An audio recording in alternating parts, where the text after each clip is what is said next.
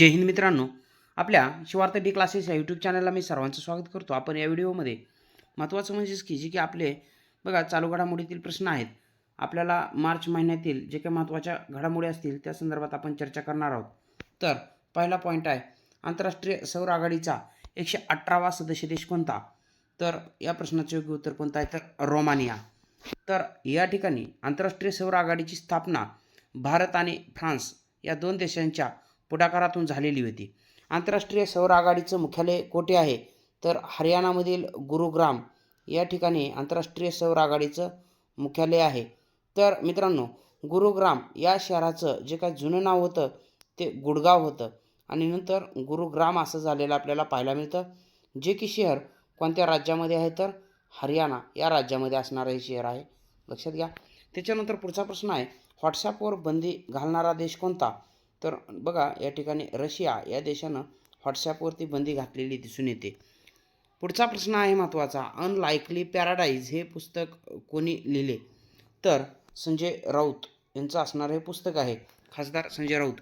त्याच्यानंतर पुढचा प्रश्न आपल्याला विचारला जाऊ शकतो, ऊर्जा आणीबाणी घोषित करणारा बघा या ठिकाणी देश सध्या कोणता आहे? तर ऊर्जा आणीबाणीची घोषणा फिलिपिन्स या देशानं केलेली पाहायला मिळते आपल्याला. आता जे काय बघा या ठिकाणी युद्धजन्य परिस्थिती पाहायला मिळते जगामध्ये, तर ही लक्षात घेता ऊर्जा आणीबाणी घोषित करण्याचं काम फिलिपिन्स या देशानं केलेलं आहे. त्याच्यानंतर आणि फिलिपिन्सची राजधानी कोणती आहे मित्रांनो? तर लक्षात असू द्या, मनिला ही राजधानी असणार आहे, लक्षात घ्या. जी काही आपली आशियाई विकास बँक आहे ADBचं मुख्यालयसुद्धा या ठिकाणी आपल्याला पाहायला मिळतं. ADB म्हणजेच एशियन डेव्हलपमेंट बँक. त्याच्यानंतर महत्त्वाचा प्रश्न आहे, साहित्य अकादमीचा 2025चा युवा साहित्य पुरस्कार कोणाला मिळाला? तर प्रदीप कोकरे यांना हा युवा साहित्य पुरस्कार 2025 या ठिकाणी मिळालेला पाहायला मिळतो. त्याच्यानंतर प्रदीप कोकरे यांच्या कोणत्या साहित्याला 2025चा युवा साहित्य पुरस्कार त्या ठिकाणी जाहीर झाला? तर खोल खोल दुष्काळ डोळे, खोल खोल दुष्काळ डोळे या साहित्यासाठी त्यांना हा पुरस्कार या ठिकाणी प्राप्त झालेला दिसून येतो. पुढचा प्रश्न बघूया आपण, जे की आपल्याला बघा येण्याची शक्यता दाट आहे. बघा 2025चा साहित्य अकादमीचा बालसाहित्य पुरस्कार कोणाला मिळाला? तर योग्य उत्तर काय आपलं? हे सुरेश सावंत. आता पुढचा प्रश्न बघा येऊ शकतो परीक्षेमध्ये तो सुद्धा, सुरेश सावंत यांच्या कोणत्या बालसाहित्याला 2025चा बालसाहित्य पुरस्कार मिळाला? तर आभाळ माया या साहित्याला सुरेश सावंत यांचा बघा 2025चा बालसाहित्य पुरस्कार प्राप्त झाला. पुढचा प्रश्न आहे, सॅटेलाईट इंटरनेट सेवा सुरू करणारे भारतातील पहिले राज्य कोणते? तर महाराष्ट्र हे राज्य असणार आहे सॅटेलाईट इंटरनेट सेवा सुरू करणारं. आणि महाराष्ट्रानं ही सॅटेलाईट इंटरनेट सेवा जी काय सुरू करण्याचं काम म्हणजे की कोणत्या कंपनीच्या सहकार्यानं केलेलं आहे किंवा करार त्या कंपनीसोबत केलेला आहे, तर त्या कंपनीचं नाव काय आहे हे सुद्धा आपल्याला विचारलं जाऊ शकतं. तर बघा पुढचा प्रश्न आपल्याला हाच आहे, तर स्टारलिंक नावाच्या कंपनीसोबत हा करार महाराष्ट्र सरकारनं केलेला पाहायला मिळतो. पुढचा प्रश्न आहे की भारताचा 94वा बुद्धिबळ ग्रँडमास्टर कोण ठरला?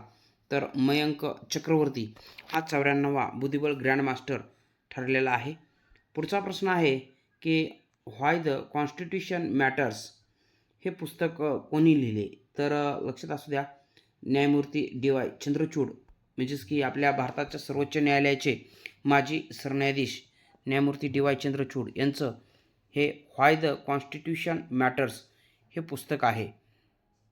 पुढचा पॉईंट आहे महत्त्वाचा, खांद्यावरचे स्टार्स हे पुस्तक कोणी लिहिले?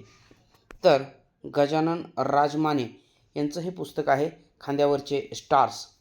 त्याच्यानंतर पुढचा प्रश्न आहे, व्हेन इट ऑल बिगन हे पुस्तक कोणी लिहिले? तर राकेश मारिया. लक्षात घ्या, माझे IPS अधिकारी राकेश मारिया यांचं हे व्हेन इट ऑल बिगन हे पुस्तक लक्षात घ्यायचं आहे. पुढचा प्रश्न आहे की सध्या मुंबईचे पोलीस आयुक्त कोण आहेत सध्या? तर लक्षात घ्या, देवेन भारती हे सध्या मुंबईचे पोलीस आयुक्त या पदावर आहेत. तर मित्रांनो, आपण कमेंट सेक्शनमध्ये सांगायचं आहे महाराष्ट्राचे पोलीस महासंचालक सध्या कोण आहेत.